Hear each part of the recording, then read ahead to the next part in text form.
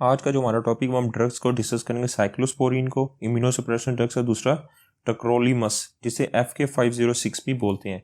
Basically जो cyclosporin क्या करती है, यहाँ पे ये साइक्लोस्पोरिन है। अब बेसिकली यहाँ पे देखिए, इस चीज़ को पहले समझिए, ये CD4 है और CD4 के आपको पता है जो सेल्स होता है इसके इनसाइड पे CD3 होता है, आउटसाइड पे टी सेल रिसेप्टर होता है। अब जो टी सेल रिसेप्टर है ये क्या नेक्स्ट क्या करता है, ये कैल्सिन्यूरिन से प्रोटीन से कंबाइन करता है और जिसकी वजह से क्या करवाता है, कैल्सिन्यूरिन से जो न्यूक्लियर एक्टिवेटेड फैक्टर NF-ATP का क्या मतलब है, nuclear factor activated T lymphocyte phosphate की डीफॉस्फोरिलेशन करवा देता है। और डीफॉस्फोरिलेशन करवाने से क्या बनाता है, nuclear factor activated T lymphocytes, जो नेक्स्ट क्या प्रोड्यूस करता है, इंटरल्यूकन 2। अब जो साइक्लोस्पोरिन है ये साइक्लोफाइलिन के साथ कंबाइन करती है, एक कम्प्लेक्स बनाती है जिसे साइक्लोस्पोरिन साइक्लोफाइलिन कम्प्लेक्स बोलते हैं। ये कैल्सिन्यूरिन को इनहिबिट कर देती है। जब कैल्सिन्यूरिन को इनहिबिट करेगी तो NF-ATP की जो डीफॉस्फोरिलेशन है वो हो पाएगी। वो next NF-AT nuclear factor activated T lymphocyte में चेंज हो पाएगा, ऑफकोर्स नहीं चेंज हो पाएगा। और इंटरल्यूकन 2 भी प्रोड्यूस नहीं होगा। जब इंटरल्यूकन 2 प्रोड्यूस नहीं होगा तो टी सेल्स की प्रोलिफरेशन भी नहीं होगी।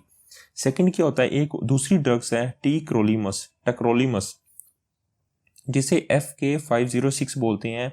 ये क्या करती है, कंबाइन करती है FK बाइंडिंग प्रोटीन के साथ। ये दोनों मिलके कम्प्लेक्स बनाते हैं। ये साइक्लोस्पोरिन की तरह कैल्सिन्यूरिन को इनहिबिट करते हैं।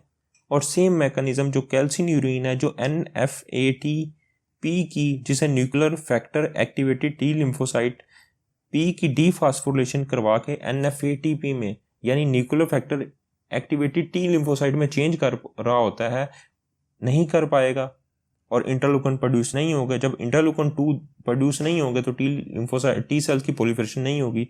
दोनों ड्रग्स जो साइक्लोस्पोरिन और क्रोलीमस है दोनों कैल्सिन्यूरिन पे एक्टिवेट करेंगी। आपको पता जो NF-AT है बेसिकली ट्रांसक्रिप्शन फैक्टर है।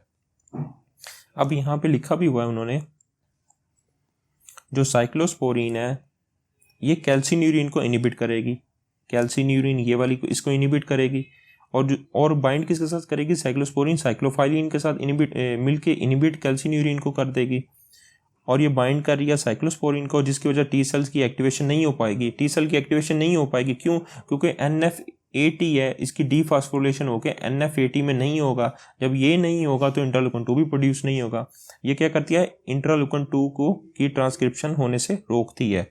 इसी तरह जो सेम ड्रग्स है वो कैल्सिन्यूरिन, जो टिक्रोलीमस है जिसे FK506 बोलते हैं, ये भी कैल्सिन्यूरिन को इनहिबिटर पे एक्ट करती है, कैल्सिन्यूरिन पे एक्ट करती है।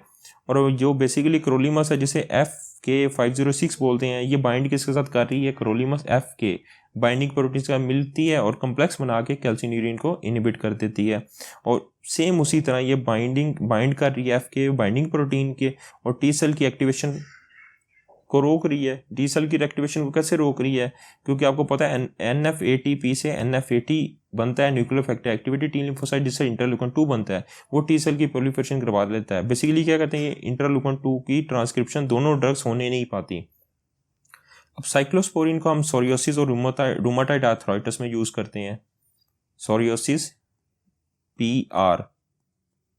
सोरियोसिस और रूमाटाइड आर्थराइटिस में यूज करते हैं। अब बेसिकली क्या होता है, ये नेफ्रोटॉक्सिक होती है, किडनी के लिए डैमेज करती है और इसकी जो टॉक्सिसिटी है हाइपरटेंशन भी करवाती है, हाइपरलिपिडीमिया भी करवाती है और न्यूरोटॉक्सिक भी होती है और गिंगवल हाइपरप्लेजिया करवाती है और हिचूरिज्म। ये इंपॉर्टेंट 2 चीजें हैं। देखिए गिंगवल हाइपरप्लेजिया और हिचूरिज्म सेम इसके जो साइड इफेक्ट्स हैं टक्रोलीमस के, लेकिन उसमें गिंगवल हाइपरप्लेजिया और हिचूरिज्म नहीं है, जबकि साइक्लोस्पोरिन में ये चीज़ें हैं, मौजूद हैं। अब बेसिकली जो क्रोलीमस है इसको यूज़ कैसे करते हैं, क्रोलीमस को इम्यूनोसप्रेसेंट है, बेसिकली ड्रग है, इसको सॉलिड ऑर्गन के ट्रांसप्लांट के बाद यूज़ करते हैं। कौन से, सॉलिड ऑर्गन के अगर ट्रांसप्लांट की है, एक्यूट ट्रांसप्लांट सॉलिड ऑर्गन की है, तो इम्यूनोसप्रेसेंट कौन सा यूज़ करेंगे हम, टिक्रोलीमस। अब उसने बोला है कि नहीं, इसके जो साइड इफेक्ट है सिमिलर किसके तरह है, साइक्लोस्पोरिन की तरह। ये नहीं है, नेफ्रोटॉक्सिक भी है, न्यूरोटॉक्सिक भी है, हाइपरलिपिडीमिया भी करवाती है, हाइपरटेंशन भी करवाती है, सेम इसी तरह। और डायबिटीज़ के चांसेस बढ़ जाते हैं, क्यों, इसमें बढ़ जाते हैं डायबिटीज़ के चांसेस। न्यूरोटॉक्सिक सेम है, लेकिन इसमें इंपॉर्टेंट चीज़ है गिंगुअल हाइपरप्लेजिया और हिचुरिज्म नहीं करवाती है। अब इसके जो नोट्स है समझने वाले, देखिए दोनों ड्रग्स हैं कैल्सिन्यूरिन और टेक्रोलिमस, ये दोनों कैल्सिन्यूरिन इनिबिटर है, दोनों कैल्सिन्यूरिन प्रोटीन पे एक्ट करते हैं और इसकी वजह से हाईली नेफ्रोटॉक्सिक होती हैं।